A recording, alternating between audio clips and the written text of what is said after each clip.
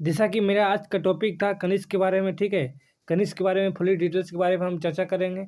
और पहला इसका पॉइंट है कि कनिष्क कुषाण वंश का महानतम शासक था। देखिए, कुषाण वंश का महानतम शासक कौन था? तो कनिष्क था, ठीक है।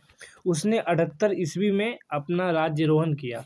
मतलब कि 78 ईस्वी को उसने राज्य में, मतलब कि राज्य के शासक बना।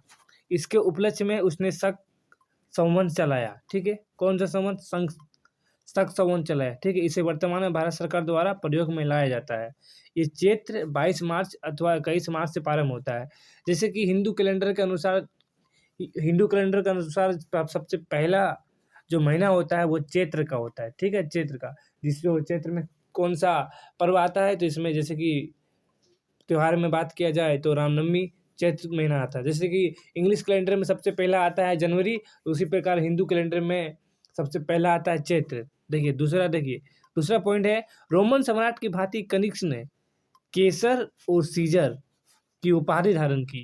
रोमन सम्राट जी, मतलब कि रोम का जो जो भी सम्राट रहा था, उसने अपने अपने उपाधि धारण धारण कर रखी थी। जैसे हुआ उदाहरण के लिए केसर हुआ, ठीक है। जैसे कि केसर हुआ, सीजर हुआ, ठीक है। उपाधि धारण की थी। उसी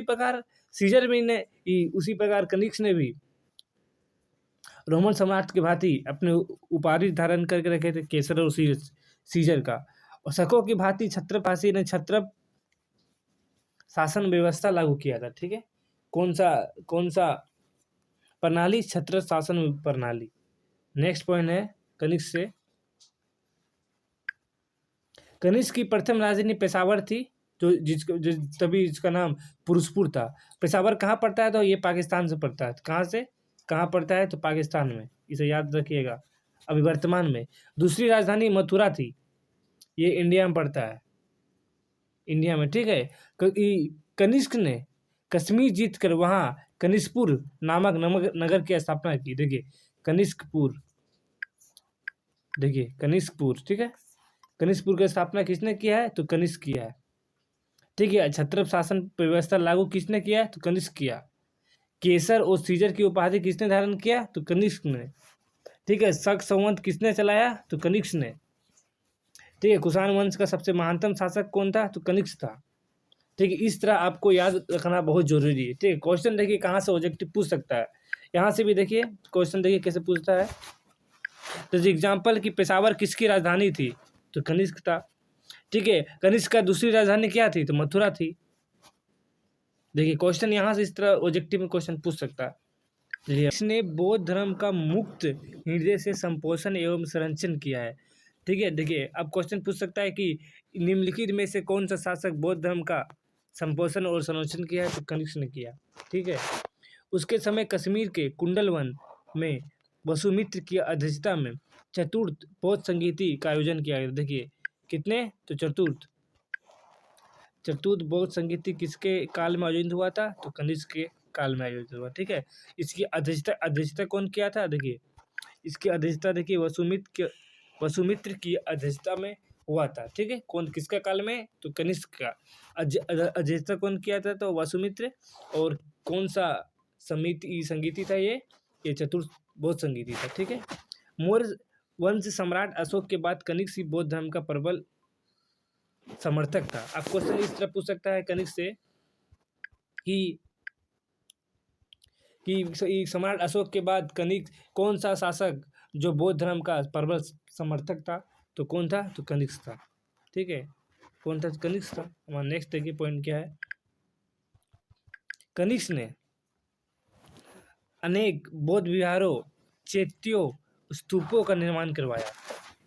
विहार देखिए कौन सा देखिए किसका निर्माण? बौद्ध विहार, चैत्य एवं स्तूपों का निर्माण करवाया, ठीक है। पुरुषपुर यानी पेशावर स्तूप उसके समय का प्रसिद्ध स्तूप था। आप क्वेश्चन ऐसे पूछ सकता है कि निम्नलिखित में से किसके काल में पुरुषपुर यानी पेशावर का स्तूप प्रसिद्ध था? तो कनिष्क के टाइम में प्रसिद्ध था, ठीक है। देखिए हमारा नेक्स्ट पॉइंट देखिए क्या है। इसके दरबार में पासर्व, अश्वघोष, वसुमित्र, नागार्जुन जैसे विद्वान और चरक जैसे चिकित्सक विद्वान थे। अब क्वेश्चन पूछ सकता है कि चरक जैसे विद्वान किसके शासन काल में थे? किसके यहाँ किसके दरबार में रहते थे? तो कनिष्क के दरबार में रहते थे। किसके दरबार में? तो कनिष्क के दरबार में रहते थे। कनिष्क कला एवं संस्कृति का महान संरक्षक था। ठीक है, ठीक है, कला एवं संस्कृति का महान संरक्षक था। उसके समय मूर्ति कला में गंधार एवं मथुरा शैली का जन्म हुआ। आप क्वेश्चन पूछ सकता है कि किसके काल में मथुरा गंधार और मथुरा शैली का विकास हुआ है? तो कनिष्क के काल में। ठीक है, हमारा नेक्स्ट पॉइंट है, कनिष्क ने पाटलिपुत्र पर आक्रमण कर, देखिए कहाँ पे? तो पाटलिपुत्र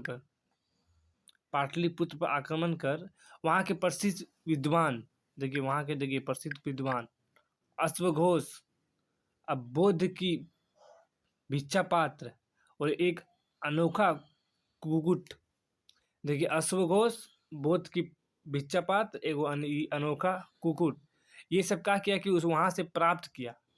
कहाँ से? तो पाटलिपुत्र से। देखिए कहाँ से? देखिए पाटलिपुत्र से। ठीक है, वहाँ पर आक्रमण कर वहाँ से सब ला लिया आप अपना यहाँ कनिष्क में। ठीक है, कनिष्क का जो साम्राज्य था। हमारा नेक्स्ट पॉइंट है महास्थान बोगोरा। देखिए यहाँ देखिए समझने वाला बात है कि महास्थान बोगोरा, एक मिनट, तो हमारा नेक्स्ट पॉइंट क्या है कि महास्थान यानी बोगरा में पाई गई सोने की मुद्रा पर कनिष्क की एक खड़ी मूर्ति अंकित किया गया है। आप क्वेश्चन इससे पूछ सकता है कि सोने की मुद्रा पर कनिष्क की एक खड़ी मूर्ति कहाँ से पाई गई है? तो महास्थान से। ठीक है, जो कहाँ पड़ता है? बोगरा में।